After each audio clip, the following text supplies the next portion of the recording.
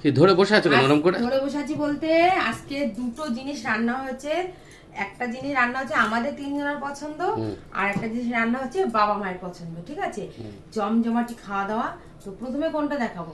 প্রথমে বাবা মায়েরটা দেখাই। দেখা। এই যে দেখো, পোলাও করেছো?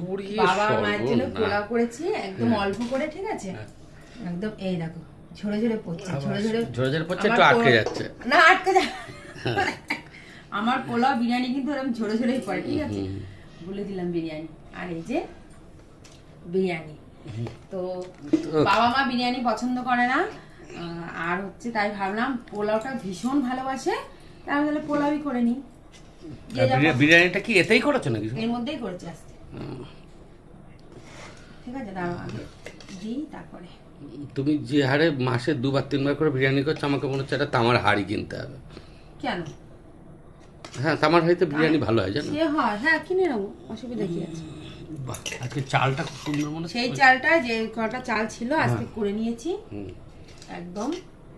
তুমি আর ওরা হচ্ছে চিকেন দিয়ে একদম খেতে চায় না। আমার বাবি আমারও ভালো লাগে না। ও ঠিক আছে, বিরিয়ানি একদম খেতে চায় না। হয় ওর থেকে এগ বিরিয়ানি বেটার একদম। না, ওরা খাবে কেমন হয়, তোমায় চিকেনটা বিরিয়ানিতে দিতে হবে, এরকম শুধু খাবে, কিন্তু